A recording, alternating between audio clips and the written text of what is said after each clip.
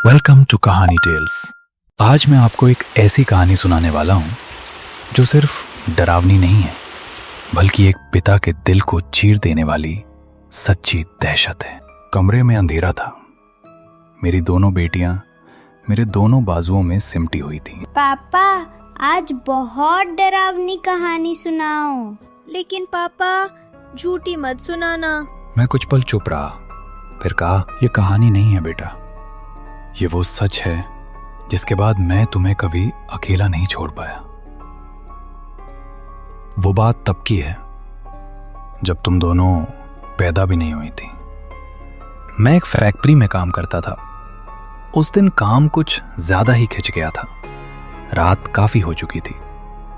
घर लौटने का एक ही रास्ता था, पुराना जंगल। चारों तरफ इतना सन्नाटा था कि अपने ही कदमों की आवाज अजनबी लगने लगी। हवा नहीं चल रही थी, पत्ते नहीं हिल रहे थे, फिर भी दिल अजीब सा भारी हो रहा था। चलते चलते मुझे एहसास हुआ मैं अकेला नहीं हूं। पीछे से किसी के हल्के कदमों की आहट आई। मैं रुका, आवाज भी रुक गई। मैं फिर चला, आवाज फिर से। तब समझ आ गया कोई मेरे पीछे है। मैंने मुड़कर देखा, कुछ नहीं, लेकिन उसी पल मेरे कान के पास किसी ने धीमे से सांस ली। मेरी रीढ़ में ठंड उतर गई और तभी अंधेरे में एक आवाज आई, बहुत पास से। डर क्यों रहे हो? अभी तो रास्ता शुरू हुआ है। मैंने पीछे मुड़कर देखा, कोई नहीं। जंगल वैसा ही खड़ा था, खामोश, बेहद खामोश। मैंने खुद को समझाया, थकान है, देर हो गई है, और फिर मैं चलने लगा। तभी पीछे से एक बहुत धीमी मासूम सी आवाज आई, पापा। मेरे कदम वहीं जम गए। दिल ने एक जोर का धक्का मारा। मेरे हाथ अपने आप कांपने लगे, क्योंकि उस वक्त मेरी कोई बेटी थी ही नहीं। मैंने सांस रोककर कान लगाए। हवा भी जैसे रुक गई हो। फिर वही आवाज, इस बार थोड़ी पास से। पापा, मुझे डर लग रहा है। मेरे दिमाग में सिर्फ एक सवाल गूंज रहा था, अगर ये मेरी बेटी नहीं थी तो फिर मुझे पापा कौन बुला रहा था? मैं मुड़ा नहीं, मुड़ने की हिम्मत नहीं हुई, क्योंकि जंगल में एक पुरानी बात मशहूर है, अगर अंधेरे में कोई तुम्हें अपने नाम से बुलाए या रिश्ते से पुकारे तो वो इंसान नहीं होता। और उसी पल मुझे अपनी गर्दन के पीछे किसी की ठंडी सांस महसूस हुई। अब आवाज के साथ पायल की छन छन भी सुनाई देने लगी। हर कदम पर छन छन, जैसे कोई जानबूझकर अपनी मौजूदगी जता रहा हो। मेरी नजर पेड़ों के बीच गई। वहां एक साया हिल रहा था, न पूरा अंधेरा न पूरा उजाला, बस एक अधूरी आकृति। दिल इतनी जोर से धड़क रहा था कि लगा आवाज बाहर तक सुनाई दे रही होगी। मैंने हिम्मत जुटाकर कहा, कौन है? मेरी आवाज जंगल में खुल गई। कोई जवाब नहीं, बस पायल की आवाज, अब पहले से थोड़ी तेज। छन छन। साया एक कदम आगे बढ़ा। अब वो पेड़ों से अलग दिख रहा था, लंबे बाल, झुका हुआ सिर। मैं पीछे हटना चाहता था, लेकिन पैर जैसे जमीन में गड़ गए हों। हवा अचानक ठंडी हो गई और तभी उस साए ने सिर उठाया, लेकिन चेहरा अभी भी अंधेरे में था। वो और पास आ गया, इतना पास कि पायल की छन छन अब मेरे दिल की धड़कन से मिलने लगी थी। और तभी उसने फिर से पुकारा, बहुत धीमे, बहुत पास से। पापा। अचानक वो मेरे ठीक सामने आ खड़ी हुई, इतनी पास कि मैं पीछे भी नहीं हट सका। सफेद साड़ी हवा में नहीं लहरा रही थी, वो बस टंगी हुई लग रही थी। उसके पैर जमीन से ऊपर थे, मिट्टी, पत्ते, कुछ भी नहीं हिला। उसके लंबे बाल चेहरे को पूरी तरह ढके हुए थे। चेहरा दिख ही नहीं रहा था, जैसे उसे दिखाने की जरूरत ही ना हो। जंगल एकदम शांत हो गया। न पायल की आवाज, न हवा, न कीड़े मकोड़े, सिर्फ मेरी सांसें जो अब काबू में नहीं थी।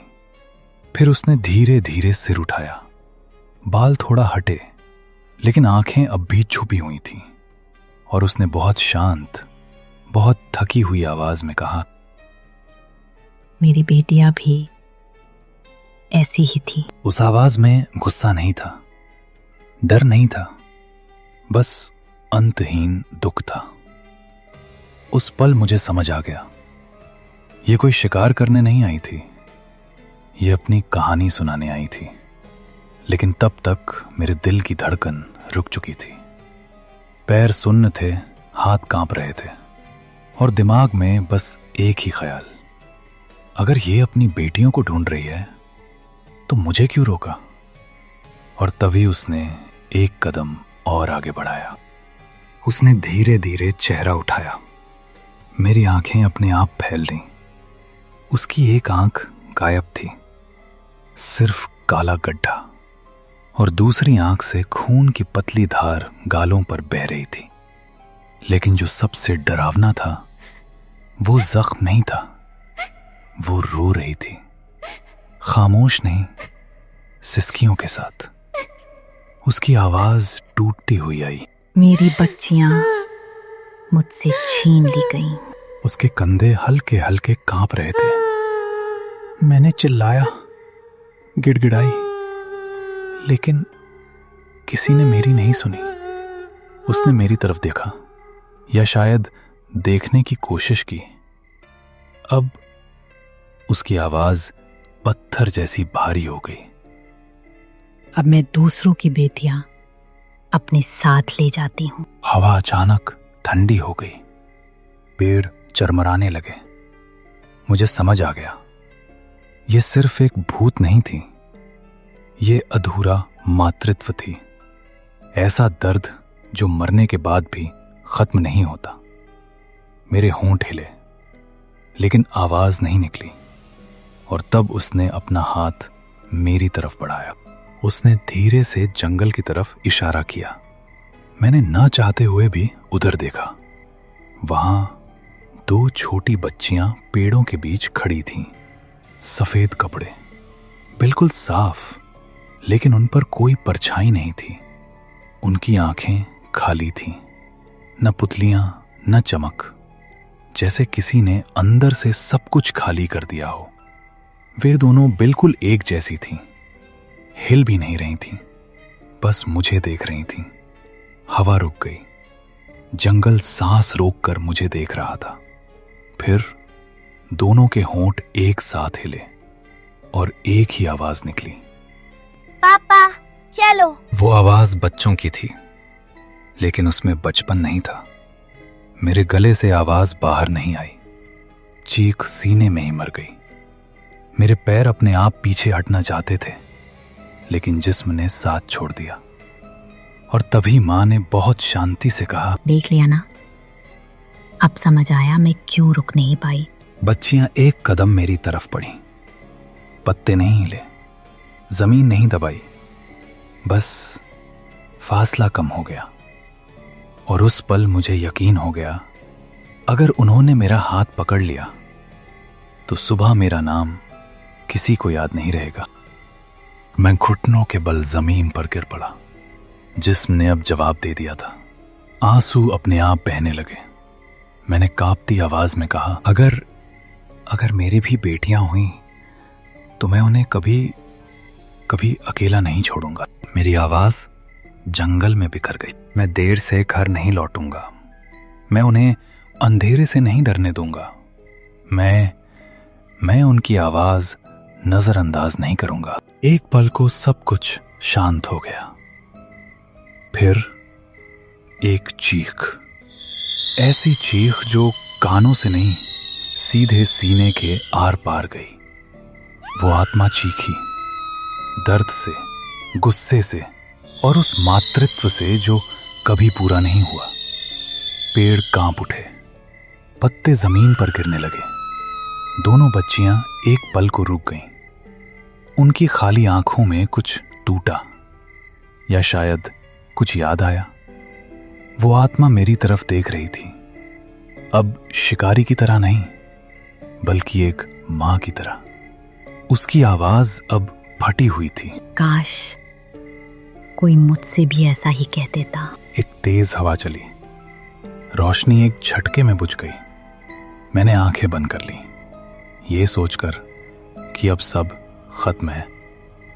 लेकिन जब मैंने दोबारा आंखें खोली, जंगल खाली था, न वो आत्मा न बच्चियां, बस सन्नाटा और मेरी टूटती सांसें।